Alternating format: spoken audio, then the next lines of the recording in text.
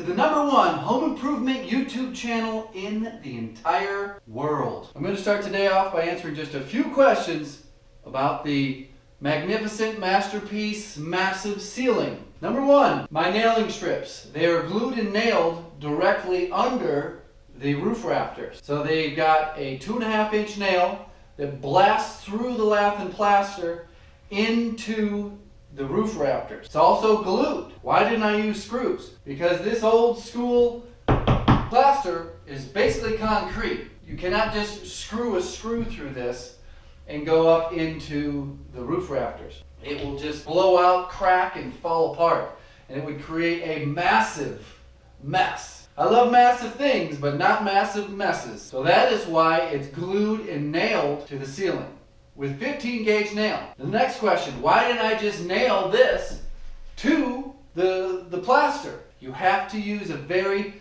thin gauge nail. Very thin gauge nails don't go through concrete walls.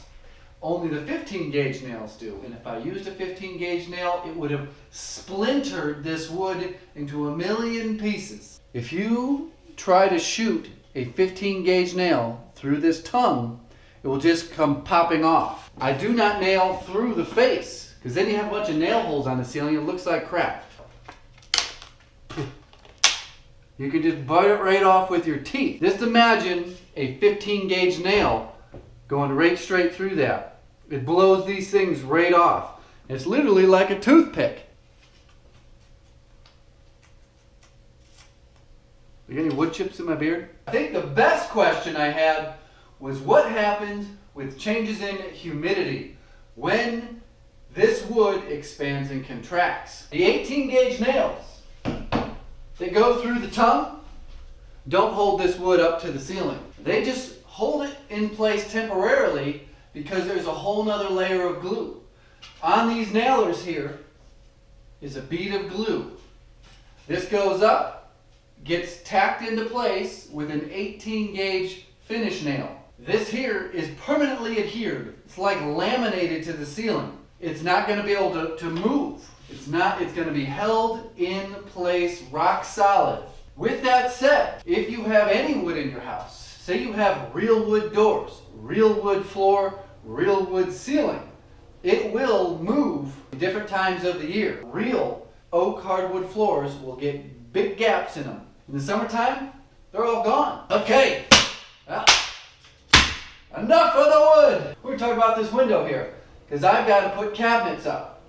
And this window is not finished. It's not wrapped with drywall. And that's what today's project is. So what I got to do is make furring strips, because this here is, it's probably 1.5 inches, 1.25 inches because of the lath and plaster. So I got to build it all out, mud it all in with corner bead and some tape. The windowsill does not get drywall. It'll probably get the same, whatever that they get for the countertop will probably be the windowsill.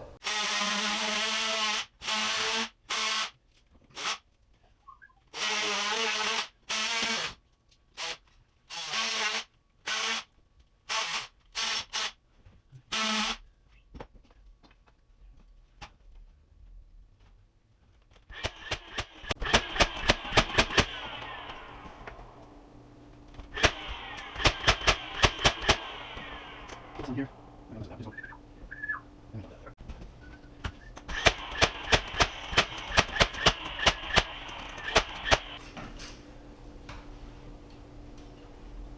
Three.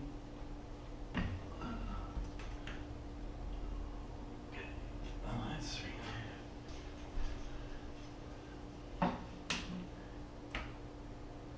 One, 2. 46 inches. Are you serious? Get in your hole. There it goes. Work.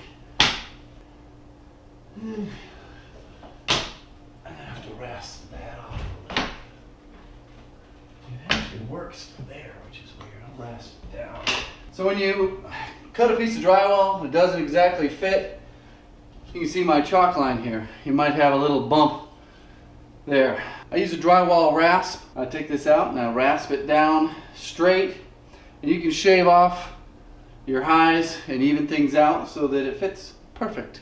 This here is a drywall rasp. Got it all rasped it out. See? Oh yeah. Oh yeah. Oh, that's okay.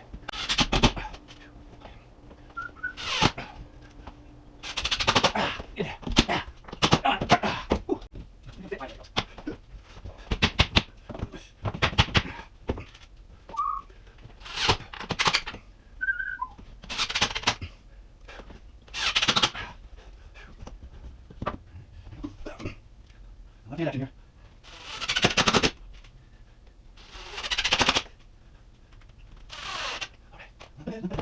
Okay.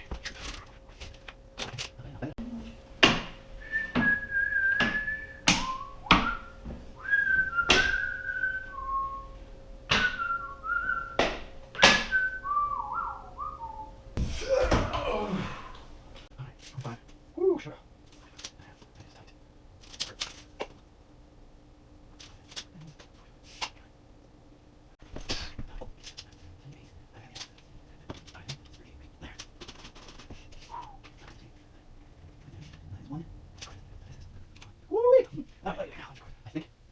What I'm doing is drawing out the cabinets and see where they're going to align on this window here. That's one of the negatives about building the cabinets before every surface is 100% finished. That's why I only built a certain section of them, because I knew the shape and size of this kitchen was going to change by a ½ inch here, a ¼ inch there.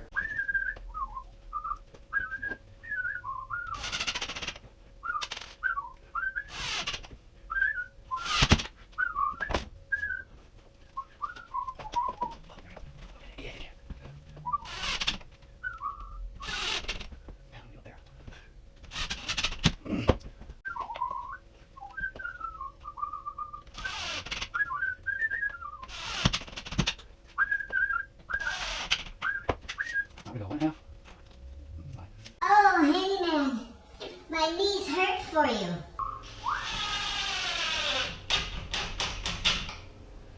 Okay, let's see. Oh, yes. Yes, it is. You know that. Didn't bring my jumpsuit today. Let me get close. What I'm trying to do is pack these little cracks 100% full.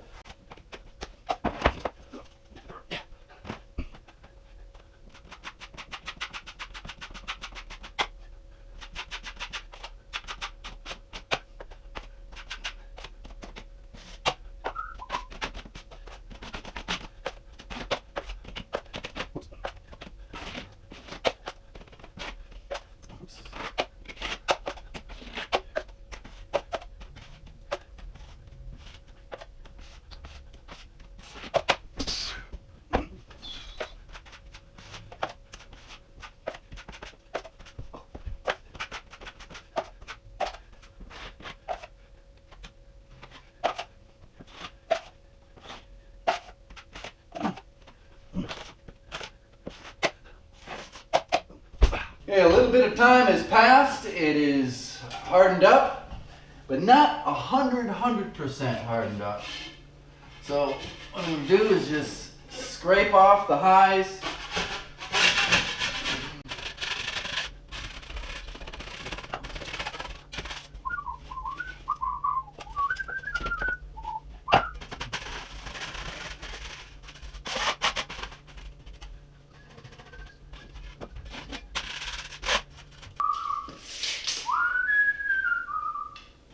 This is the corner bead I'll be using, and I'm just going to cut a little mitered corner into this.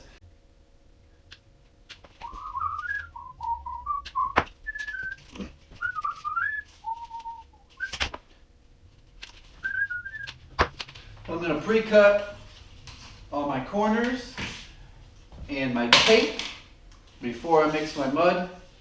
Here's what one of the mitered cuts looks like. This will go right here. I've used all kinds of corner bead. Metal corner bead, plastic, vinyl, but that's about it. And this here. This is the type that you mud onto the wall.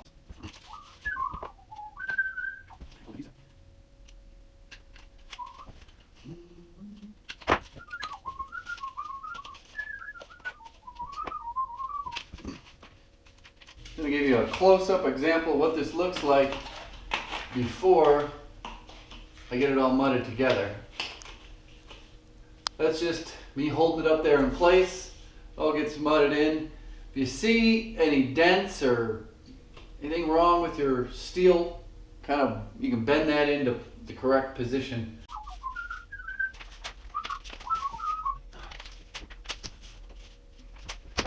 This is the joint compound right here. It's called +3, made by the Sheetrock Company for all drywall joint finishing steps. It's just joint compound. Just don't use something that says topping compound for your first coat.